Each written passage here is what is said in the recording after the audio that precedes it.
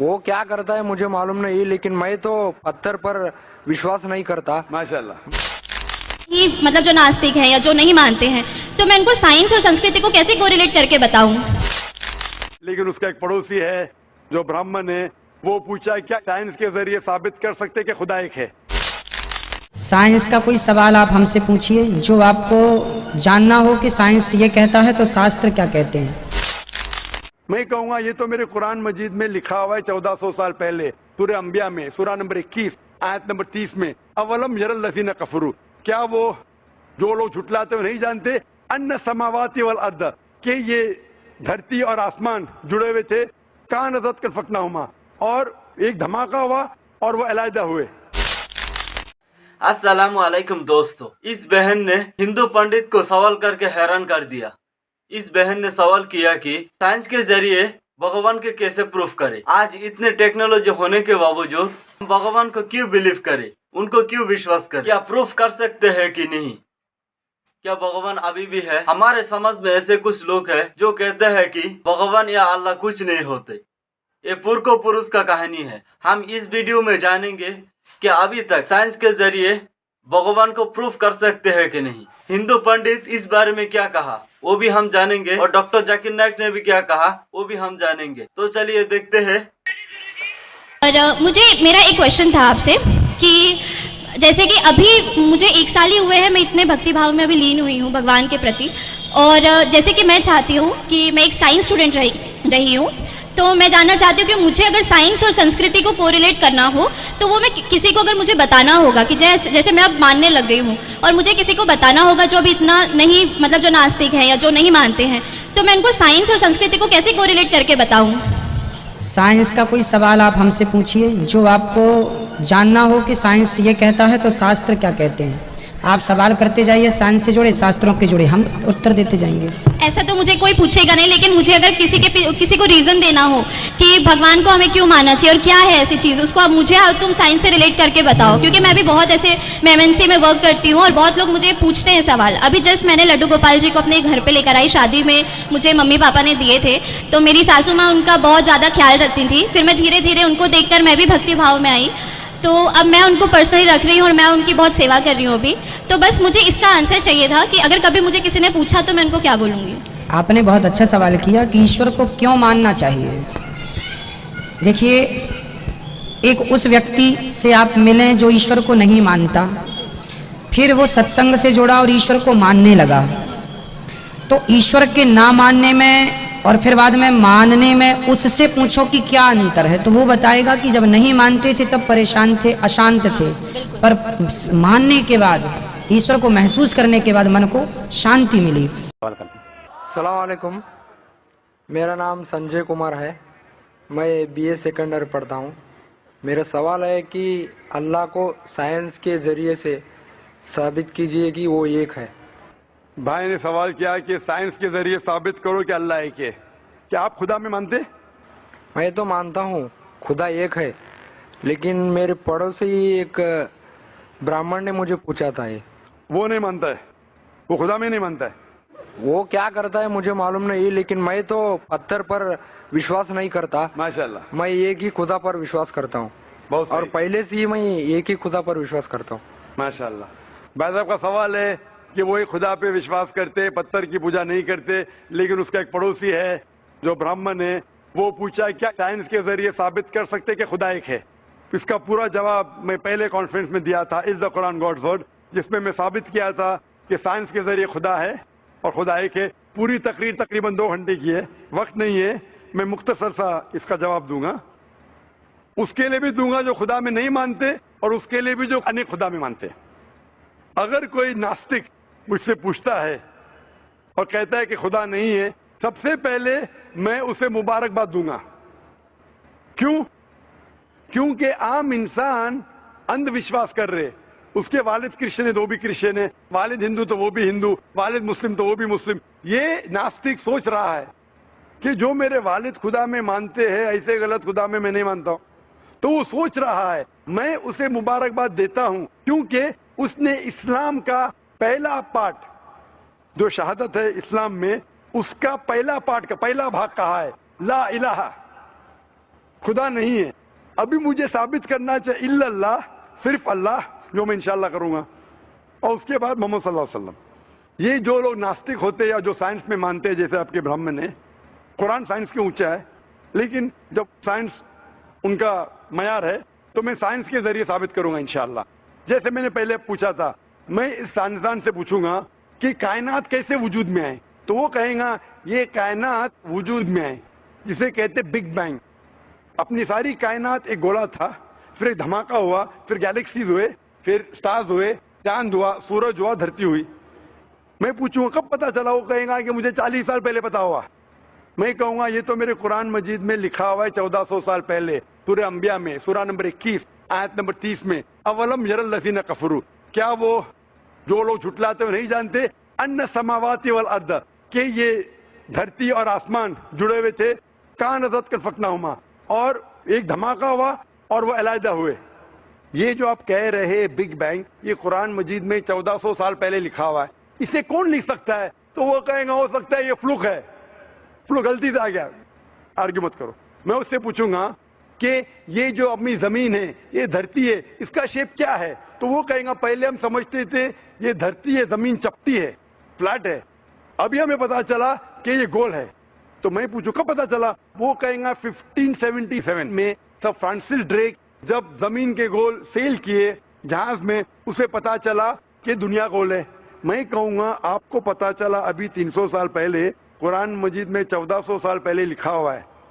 سورہ نازعات میں، سورہ نمبر 79 ورس نمبر 30 میں، آیت نمبر 30 میں لکھا ہوا ہے We have made the earth as an expanse والارض بعد ذلك دحاها. ہم نے اس دنیا کو بیدوی شکل کا بنایا ہے، بیدے کی طرح بنایا ہے. آج کی سائنس کہتی ہے دنیا پوری گول نہیں ہے، اوپر اور نیچے سے چپٹی ہے بیدوی شکل میں.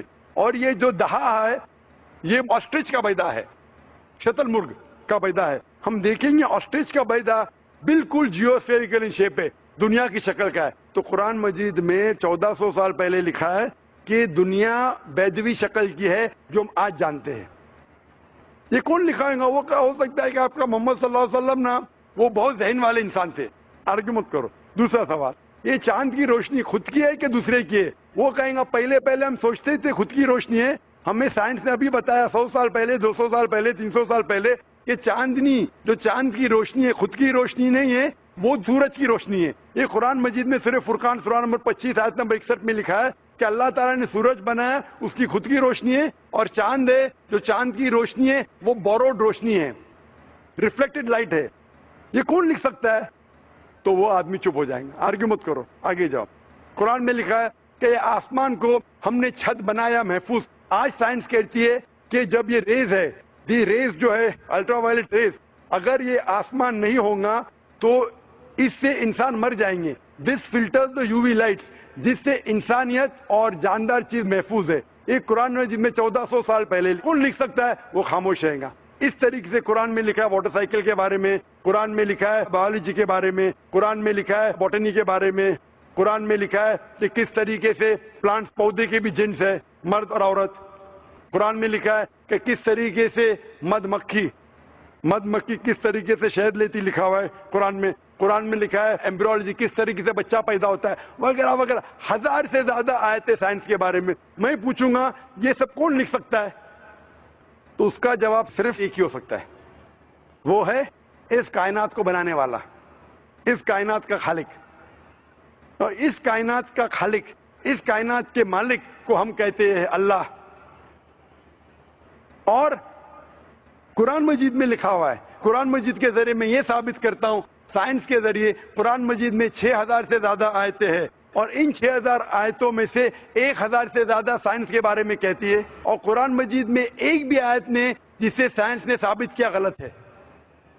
اور قرآن مجید میں یہ بھی لکھا ہے سورہ اخلاص میں، سورہ نمبر 112 آیت نمبر 1 میں، قل هو اللہ احد، کہو کہ اللہ ایک ہے.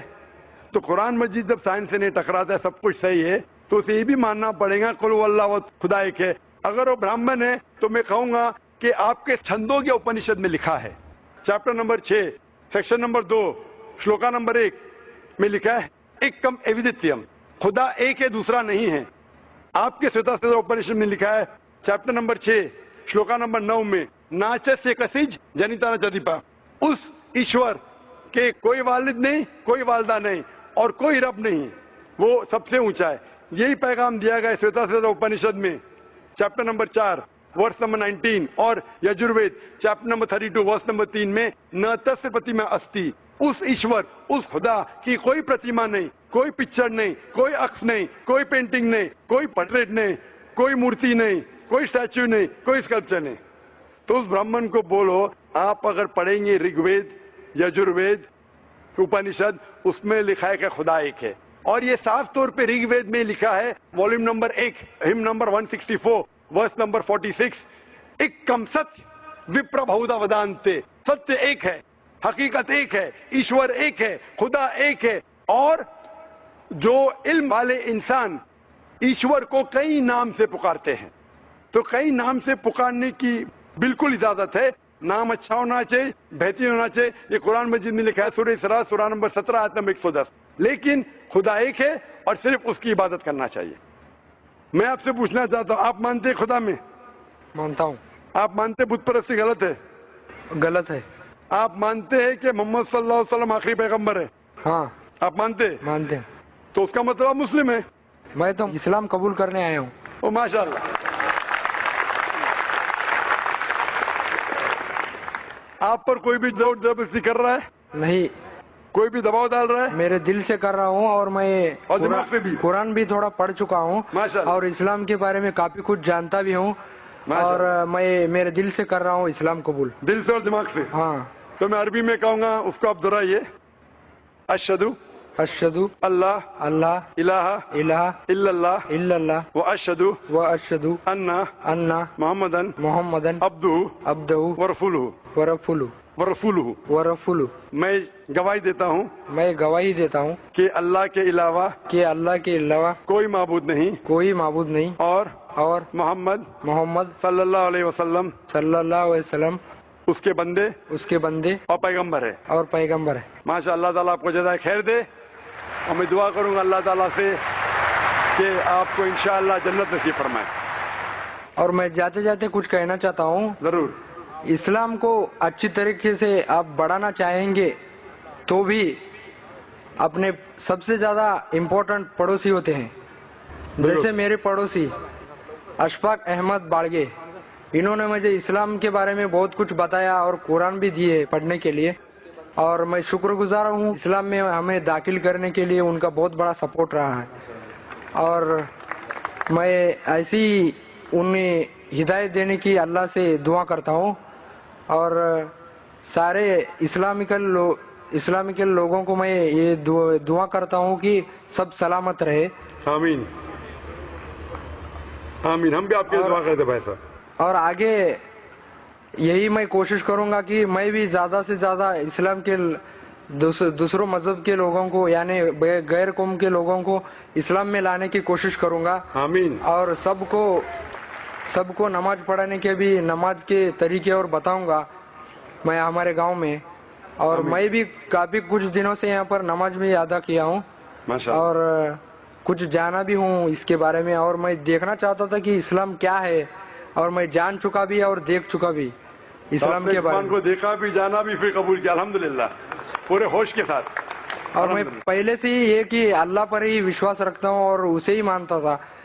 सिर्फ मैं किसके हमारे घर में भी पूजा वगैरह करते थे लेकिन मैं उसके सामने झुकता नहीं था माशाल्लाह। और हमारी माँ मुझे जरूर डांटती थी फिर भी मैं झुका नहीं माशाल्लाह। और मेरे 3 बहन हैं और मैं खुद ही हूँ एकला। अल्हम्दुलिल्लाह। इतनी सी बात कहनी थी। हम अल्लाह से दुआ करेंगे कि आपको जो हिदायत मिली आप पे हिदायत गैरों तक पहुंचाए और इंशाअल्लाह आप जन्नत में जाए। आमीन आमीन।